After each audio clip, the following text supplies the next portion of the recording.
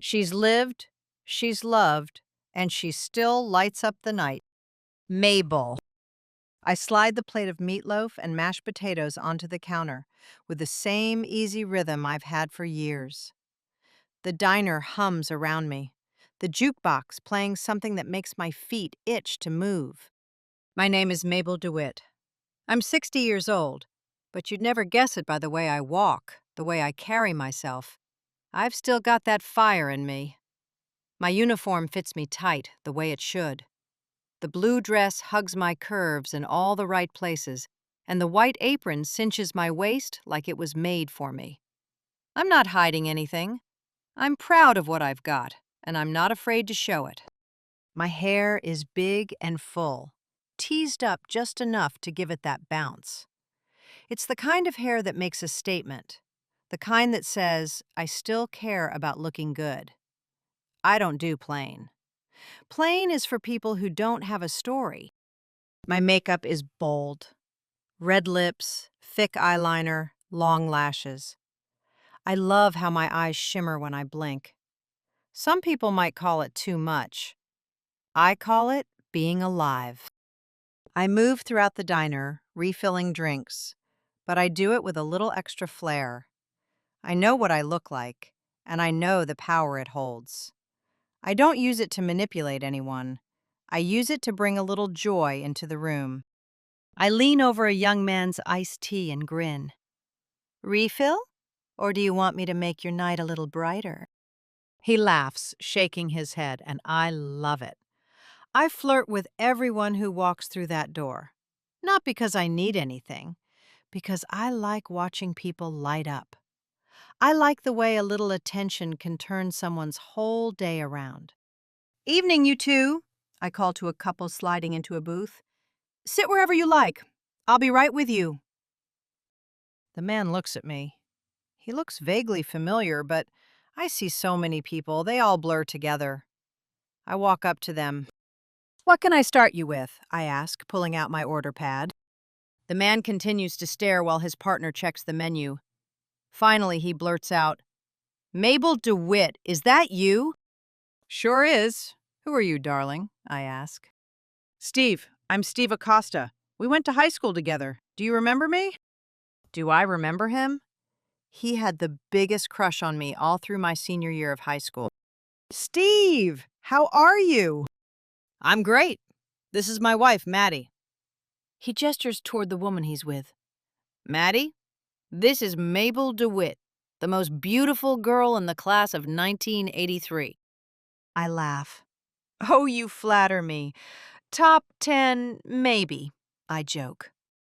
Maddie smiles politely. We're in town visiting my family this week.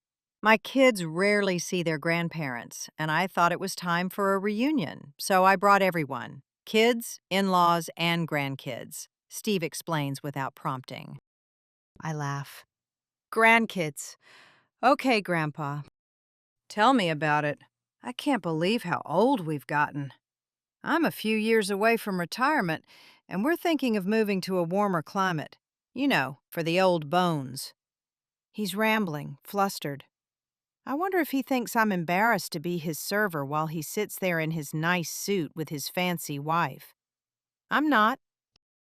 I started working at Chip's Diner the year I graduated from high school. Back then, I was trying to make a little money before starting college. But then I met Joe. Joe was tall, dark, and handsome. He was also dangerous and destructive. I almost didn't survive my time with Joe. Unconsciously, I touch my arm. I'm not ashamed of the faded track marks there.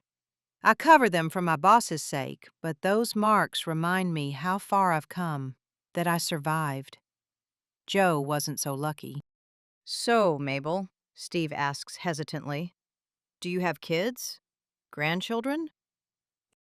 I throw my head back and laugh. Oh no, I don't even have a pet. It wasn't for me. Steve looks uncomfortable for a moment, so I ask, can I get you something to drink so you can have time to look at the menu? No need, Maddie replies. We'll both have the dinner special with iced tea. Great, I say. I'll be right back. One of my mother's biggest regrets was that I never gave her grandchildren. But it wasn't my regret. I don't think I would have been a good mother, and now it's too late. I'm okay with that. After my time with Joe, I learned to embrace life. I still go dancing weekly. I still wear my sexy red dress and high-heeled shoes. I don't care that every man there is 30 years too young for me. It's fun, and I like having fun. I say my goodbyes to Steve when he's ready to leave. I hope to see you again, Mabel, he says. His wife smiles stiffly. I hug him. I'm here every day. He leaves and gives me a very generous tip. I'm not insulted. I take my tip and know exactly what dress I'm going to buy with it. The rest of the evening passes quickly, and after the dinner rush, the diner gets quiet. I wipe down the counter, check my watch, and smile. It's almost time. I go into the bathroom, change, and spruce up my makeup. I've been on my feet all day, but I still put on my favorite high heels for the walk across the street. "I'm heading out, Junior," I call. Chip Jr. is in charge now. Chip Sr. is long gone. May he rest in peace. "Mabel, are you going out? You worked all day. Go home," Junior calls from the kitchen. "Never!" I shout, and the few customers there laugh. I grab my coat and cross the street because that's what I do. I go where the music is. Across the street, the neon sign of the dance hall buzzes like it's calling my name. Club 915. The door opens, and the sound hits me like a wave. The dance floor is packed. People laughing, spinning. I grab a man's hand and pull him onto the floor. He is startled, but goes with it. His friends cheer him on. We laugh and move.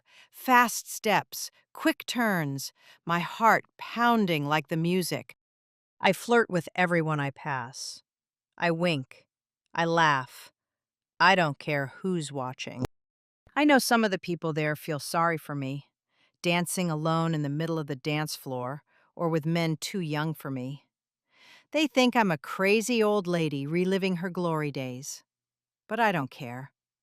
I don't care that I go home alone. I'm not looking for a man to make my night complete. I'm complete already. 60, single, and sexy. That's what I am. As the night comes to an end, I walk back to the diner parking lot and get in my car. Shoes off, bra off, smile on my face. I make the drive home.